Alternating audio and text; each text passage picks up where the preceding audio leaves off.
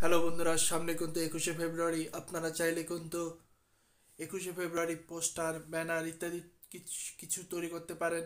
তো ইত্যাদি আপনারা কীভাবে 21শে ফেব্রুয়ারি পোস্টার, ব্যানার তৈরি করবেন, তো এই সম্পর্কে কিন্তু আমার চ্যানেলে ভিডিও আছে। আপনারা চাইলে কিন্তু সেই ভিডিওগুলো দেখতে পারেন। তো আপনারা চাইলে কিন্তু সেই ভিডিওগুলো দেখে কিন্তু আপনারা পোস্টার, ব্যানার ডিজাইন করতে পারেন 21শে ফেব্রুয়ারির।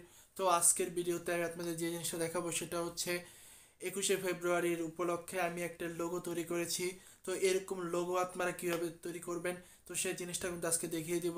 তো বন্ধুরা, আশা করছি ভিডিওটি শেষ পর্যন্ত দেখবেন। তো এই লোগোটা তৈরি করার জন্য আমি যে অ্যাপটা প্রয়োজন হয়েছে সেই অ্যাপটার নাম হচ্ছে পিক্সেল ল্যাব। তো এই পিক্সেল ল্যাবটা আপনারা প্লে স্টোর থেকে ডাউনলোড করতে পারেন, অথবা আমার ডেসক্রিপশনে লিঙ্ক দেওয়া থাকবে। তো আপনার ডেসক্রিপশন থেকেও কিন্তু সেই অ্যাপটা ডাউনলোড করতে পারেন। তো বন্ধুরা, এখানে কিন্তু একটা পিএলপি ফাইল দেওয়া আছে। তো এই পিএলপি ফাইলটা কিন্তু 6 সংখ্যার একটি পাসওয়ার্ড দেওয়া আছে। আপনারা কিন্তু এই পাসওয়ার্ডটা সংগ্রহ করতে হলে ভিডিওটি শেষ পর্যন্ত দেখতে হবে। তো এখন পর্যন্ত একটা সংখ্যা দেখতে পাচ্ছেন, বাকি যে 5টা সংখ্যা এভাবে একটা ভিডিওতে আস্তে আস্তে করে আসতে থাকবে। তো বন্ধুরা, আপনারা কিন্তু এই 6 সংখ্যার পাসওয়ার্ডটি সংগ্রহ করে এই পিএলপিটি আপনারা সংগ্রহ করতে পারবেন। তো বন্ধুরা, আপনি যদি আমার চ্যানেলে নতুন হয়ে থাকেন তাহলে অবশ্যই সাবস্ক্রাইব করে দিবেন, সাবস্ক্রাইব করে বেল আইকনটি বাজিয়ে দিবেন। সো বন্ধুরা, কথা না বাড়িয়ে শুরু করছি।